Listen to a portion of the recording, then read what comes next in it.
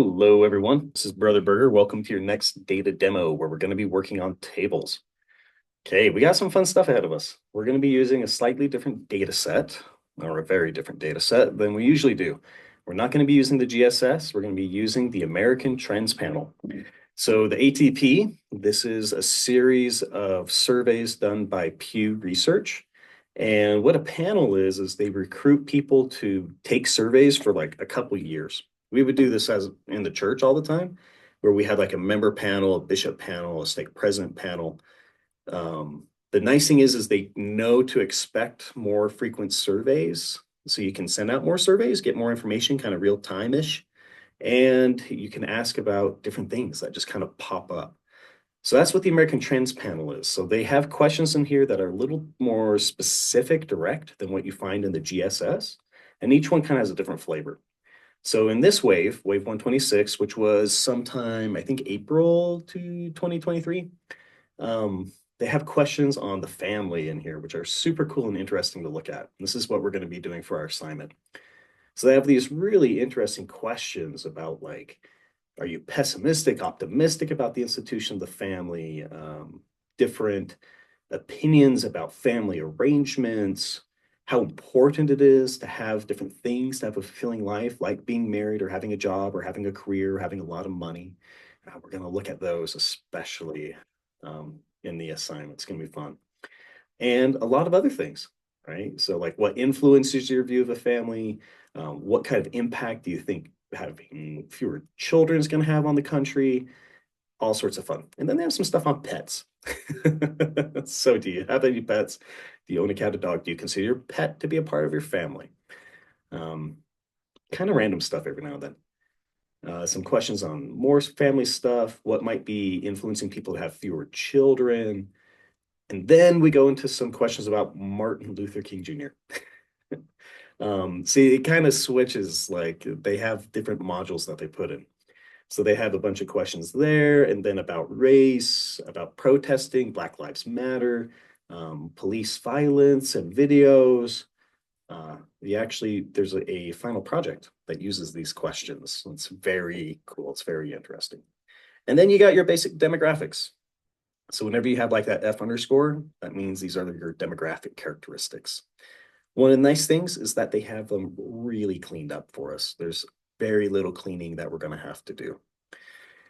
But we're not here to do all that fun stuff. We're here to kind of help you out with a descriptive table. Now, descriptive tables are a very important part of what we do. And you've had to do them in most of your assignments. And the point of it is to help you understand who your groups are. So I'm trying to pull up a descriptive table here for you. So here is a paper I published, man, 8 years ago, dang, 7 years ago. It's wild. And here is an example of like a descriptive table. So this is showing the different characteristics of the groups that I'm studying. So I was looking at differences between whites and US-born, foreign-born Hispanics. I think I've shown you this. And one of the nice things about descriptive tables is they help us understand our groups. They help us understand why whites, for example, may have higher vaccination rates than US-born Hispanics, or why US-born Hispanics have higher vaccination rates than foreign-born Hispanics. Because we're able to look through here and see some important demographic, socio-demographic characteristic differences. Like, for example, this is a huge one. Look at this age category difference. Like 27.3% of whites were 18 to 34 compared to 52.4% of US-born Hispanics.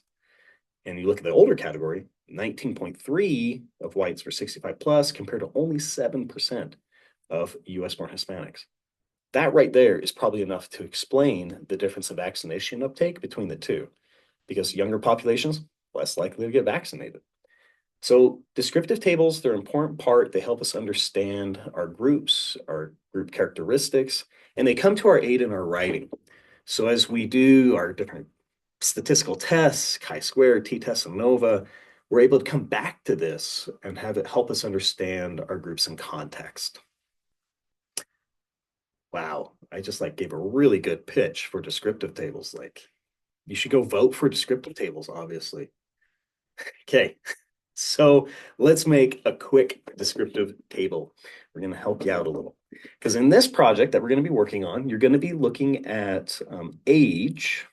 That's kind of our research population, differences in age, and perceptions about the family. So how do 18 to 29-year-olds differ from our older populations and so forth. So let's just quickly look at the variables that we're going to use. We're going to start out by just using age, race, sex, and what should we do else for you? Maybe let's do education income. You up for that? Get you started well. So let's look at our variables. So first off, let's look at age. So we got age categories. It's coded 1, 2, 3, 4. And this is all we get. We don't have age like interval ratio. 99's refused. Now, I already went through, made all the 99's missing for you. You're welcome. Let's look at the next one. So we got age, and we're going to do sex and race. So let's look at sex, gender. So, and it's actually gender. We have a man, a woman, in some other way, and refused. Now, I kind of know already, but that in some other way group is really small. So we're going to have to make them missing. So let's make them missing right now. So go to your missing values column. 99 should already be there. Go ahead and add the value 3. Now, as you do your write-ups, right, as you talk about the variables we're using, it's would be appropriate to say, hey, there was this category of something else. Is that what it was? And there were not enough sample size in some other way. There wasn't enough sample size to include them in the study. And there are data sets out there that do, that are big enough. That's why I really like using the BRFSS sometimes. I think that's what we're going to use on the next assignment. Okay, so we got that. Now we got age, sex. Let's look at race. Okay, they have a bunch of race variables here for us. They like us though. They already made a race ethnicity variable for us, race, eth, and mod. That's the one we want to use because they already have it where there's white non-Hispanic, black non-Hispanic, Hispanic, other, Asian non-Hispanic. Now, again, I already know there's not enough other and Asian non-Hispanic to include them in the analysis, so we need to make them missing. So go to your missing values column. We want 99 to be missing along with 4 and 5, and then click OK. Okay, I think we're only gonna do one other characteristic. So we got age, we got sex, we got race. Let's do income. So when we come down to the income variable, we have income tier 3-way. What we got is lower, middle, upper. So we're probably going to need to go back and look into the code book or the methodology section to understand exactly like what those categories mean when we do our write-up. But there's nothing here to kind of rechange, so we'll just call it good. All right, so the first step here, let's run our crosstabs. So we'll come here to analyze descriptive crosstabs. So let's scroll down. Now, thinking about our tables, sometimes when you're building tables, it's good to kind of like sketch it out in your mind what you want. Since we want to organize our data by age, they need to be in the column, right? Because we want to know how the different age groups differ from each other. So we'll put age into the column, age cat, and then let's put sex, and then let's put race, race, eth, and mod, and then let's put in income. Okay, now let's go to cells. We only want the count and the column. You know what? Should we try something? Let's try taking column off. Since we're only using this for the sample size, maybe that will make it a little easier in our output to see. You've never done that before. Let's try it. Okay. Ooh, I kind of like that, right? It's kind of like a visual cue as to like, don't try to take the percentages here. Oh, because then you know what we can do? Let's try this. I've never done this before. Ooh, exciting, especially in a video. So it's like when you have, friends over or something and you have a new recipe you're going to try. It's like, I've never done this before, but what better time? So we'll come back here to analyze descriptive crosstabs. And oops, let's turn our weights on first. So we'll turn the weight on. And the weight here, it's just at the very bottom, W126 weight or wave 126 weight. That's what we'll use. It works just like the GSS weights. It's a proportional weight. And then let's go back to analyze crosstabs. But this time, this is different. I don't know. I kind of like this. In cells, click column and take out count. Oh, it's kind of risky, right? Because we like using those decimal counts to know we're doing weights, but I don't know. This could work out. And then, okay. Okay, we do got our weights on. Double check that. Yeah, I'll look at our output. Ooh, I kind of like this. And this is going to make it so easy for the next step that we're going to do. I really like this actually. I might have to do this in the future. Um, let's now put our data into Excel. The next step before we even get to Word is kind of building some working tables in Excel that we can copy and paste the data over into. It's always a good idea to do that. It's better than typing stuff in by hand, which I know you've done on past assignments, and it's a pain, right? So we're going to try to copy and paste as much as we can, reduce that user error. So go to File, Export, and find a nice place to put it. So I'm going to call this data demo table data. That's so bad, but oh well. And then the most unintuitive menu item I've ever seen, infer file type from extension. Why not just call it export as? Anyway, you click this and you want to come down to the comma separated values, the CSV. That's the format Excel will be able to read it in. And then hit save. Now you're not going to get this. I already had a version of it, but I want this version without the where it's kind of cleaned up. Right. Now that you have that, go ahead and open it up. Here we go. I like this because we got our unweighted stuff and it's just the counts. Like you won't mess up accidentally taking the unweighted percentages. And then down here, we have the weighted percentages. I like it. Okay, so what we're going to do here is we're going to create a working table. Now, because this is a descriptive table, we're going to need under each age category, two columns, one for the sample size and one for the percent. So I think we can even like build that in right now. So what we're going to do is we're going to, off here to the side, I'm going to copy these age categories. Oops. Paste it over here. And then, is that going to work? Maybe what we do here, so I really think this will help. Let's space them out a cell.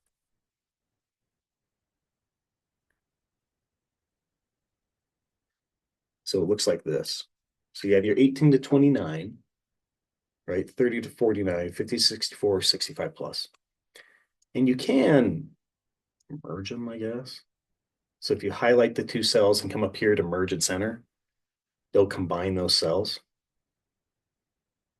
It might be helpful too.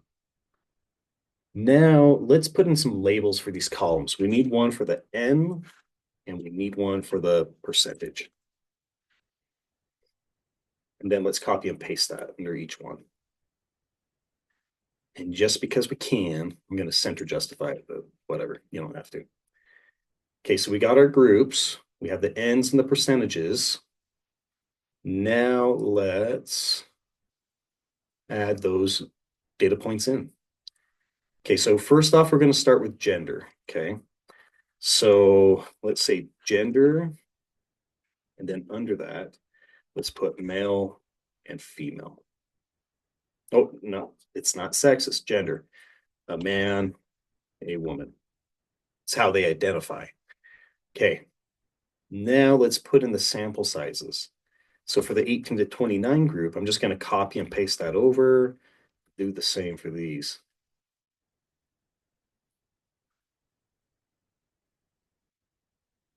Okay. Then we got race, ethnicity. And let's copy those. Oh, let's add the categories first. So we got white, non-Hispanic, black, non-Hispanic, and then Hispanic. Okay, now let's add those sample sizes. Notice I kind of built in a row in between, right? Oops, I messed up here. I want there to be a row right there. So you got like gender. In fact, you know what? I'm going to do this just to help me not make that mistake again. Highlight those cells. Okay, so we got our race one. Let's keep going here. Let's get all of our ends. 825, 780, 811. Okay. Then income. So we're going to call this income.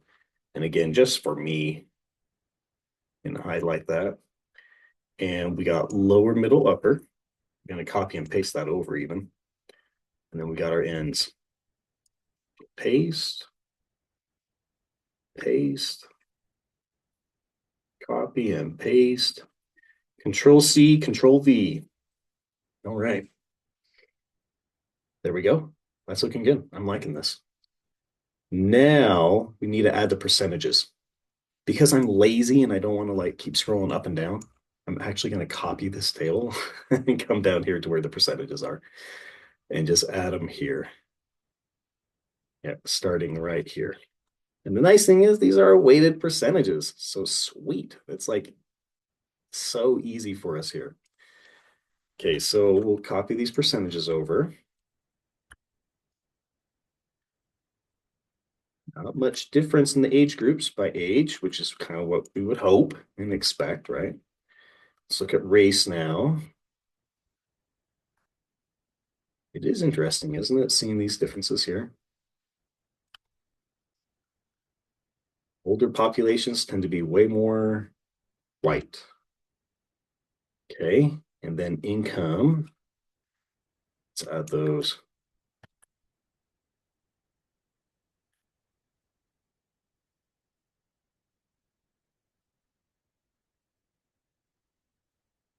Okay, looking good. That's a pretty good looking working table. And I really liked only doing counts with the weights off and only the percents with the weights on. If that's too much for you, if you can't really like keep that difference apart, who cares, right? Just do count and column. Do whatever works best for you. Honestly, that's probably all I'll do. Okay. Now, notice on these numbers, we have a whole bunch of trailing zeros. Let's get rid of those. So I bet you what we can do, we're going to have to highlight the ones that are just the percentages. So I'm using control again to highlight all of those. And then do a right click and come here to format cells. This is such a useful tool if it showed up. What's it doing?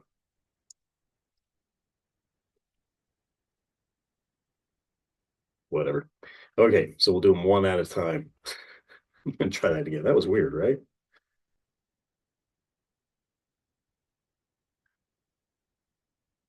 There we go. Format cells. So we can come here to number, but these are percentages. So we want to click on percentage and we can change the decimals to just one. But see, that's really nice because if you did want to round up to the nearest whole, it does it for you. I hate rounding. Okay. There we go. I like it. Now, why not finish out building the table here? The problem is once we start doing more kind of fine tuning of the formatting, when we try to copy and paste that over from Excel, it's not going to transfer well. I've had lots of students who have tried in the past and it ends up just causing them more work. But what I do like is this gives us a good foundation to work off of. So go ahead and open up a Word doc. And I'm going to copy and paste this whole thing. And I'm going to come here to Word. I'm going to paste it. Nice. This is such a good foundation. That was so easy. Okay.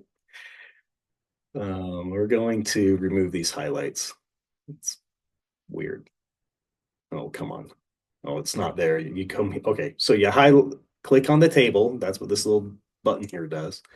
And then go to table design, shading, and say no color.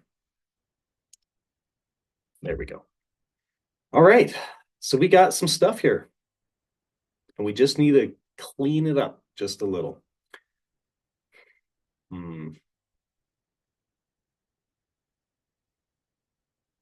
Weird. Look at like killed that cell. Okay. That could cause us some problems here in a bit, but I think it's okay for now. So we got our stuff. Now let's fix it up. So the first thing we're going to do here, let's add a title. So let's click on that top row. Let's go to insert. Oh, sorry, because we'll click on that top cell, come over here to table layout, and then click insert row above. So when you're working with tables, you'll have this other set of menu item stuff come up. That's what you want to use. Insert above, and I'm going to merge these cells together. So I'm going to highlight them all, merge cell. Then I'm going to put my title.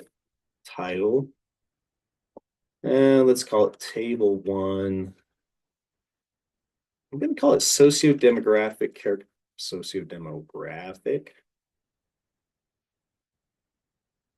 characteristics by age.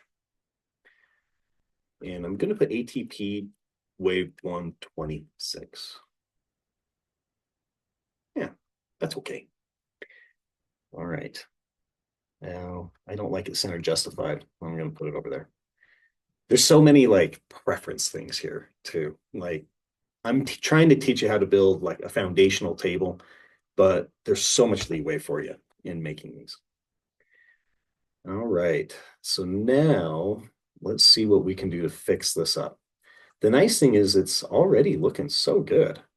Let's do an auto fit to contents just to get it kind of tightened up. So let's click the whole table here. Let's go to table layout and then auto fit contents. Just kind of tightens things up. We might add some spaces in a bit here. All right. Now let's add some borders. Man, I can't believe we're already to the borders and stuff. So let's add some borders. Let's add a border underneath the ends and the percentages here. So I'm going to highlight those cells where I want the border. I'm going to come here to table design and over here to borders. This is seriously one of those things that you just kind of have to like play with a ton to kind of get to figure out. And you can click here and it gives you all different options of where to put those borders. We just want it on the bottom.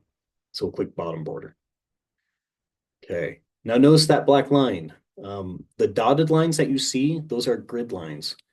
They wouldn't actually appear if you were to print it. So you can toggle the grid lines on and off by highlighting the table and going to table layout and clicking view grid lines.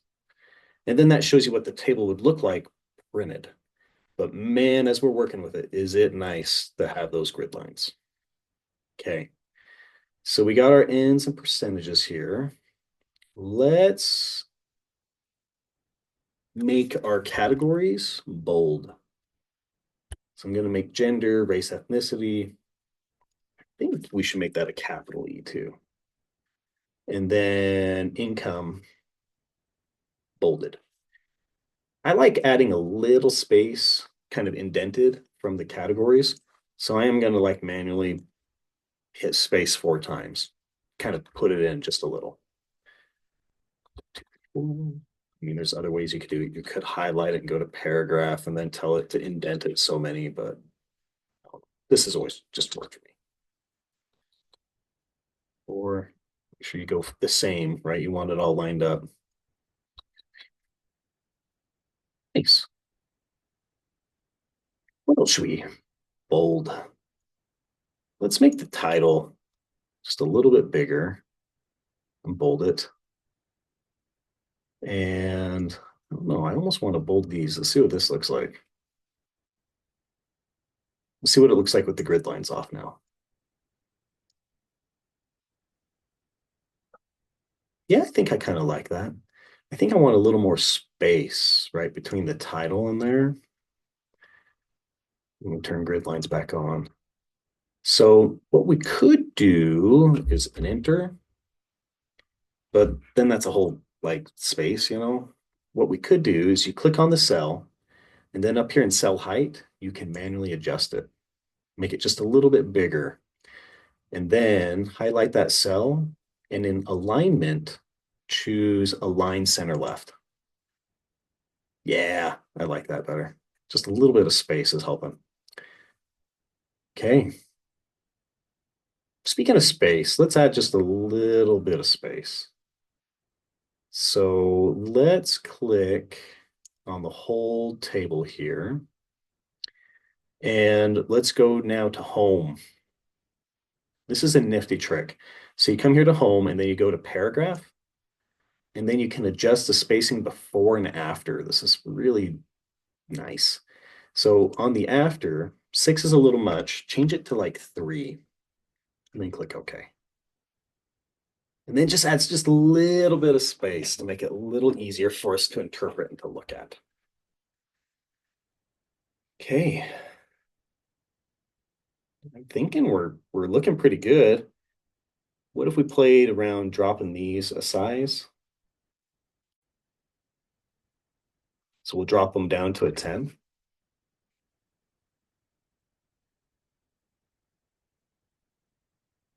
What does that look like? We'll turn the grid lines off. I think that's okay. You choose. Yeah, see, this is why they don't teach this stuff in textbooks, right? Because it's like, well, I don't know. Okay, so we'll turn the grid lines back on. Now we need to add our footnote. So this is easy. We're going to click on that bottom cell there, and back in table layout, click on insert row below. Now let's highlight all those cells, let's merge them, and then we can add our note. So note n equals unweighted, percentage equals weighted. I think that's all we need. And why is it right? Justify. That's so weird. And then left, justify it. Now we need to add a border, right? You'll want a border in between your note and the data. So I'm going to highlight this cell, and I'm going to come back here to table design and click bottom border. Nice. Okay, so here's the cool thing. As you start working on your variables, if you need to add more variables, you just click on like this cell. Now you'll want to do like the one above it. Otherwise, it's going to get that border in there. And then you just come here to table layout and you just add a bunch. And then you have nice, easy space to work with. Very cool. So there are a million and one ways to do tables, and there are so many different types of tables. We're not going to take the time to go through each, like how to build all these different tables, but I did want to show you in the help document the tables that are there. It might be edited just a little different by the time you get this, but the tables will be the same. So I kind of go through that whole process with you of how to build tables. Honestly, though, I really digged only having the valid percents and then only the counts with the unweighted. I really like that, actually. That's pretty cool. Okay, so all this stuff on building tables. Now, let's see. I wanted to show you. Here's an example of a chi-square table. Pretty simple, right? It's just a crosstab, just like what we did, where you have percentages and ends. And then, in the bottom, you have your p-value. So whenever you do tables, right, tables are a useful way for us to show a lot of data really fast. So we want to be able to show magnitude, direction, and significance. And then down here, we have a table showing another t-test, chi-square, crosstab. But here I chose to put in a longer title. sometimes it's okay to do that, especially if you're presenting to an organization or someone else where they're only going to look at um, the graph or the title or the table. Here's an independent samples t-test. Hey, you've done these, right? Where you have the means and then the difference of the means. Here it is with split, right? So you kind of have like the three t-tests.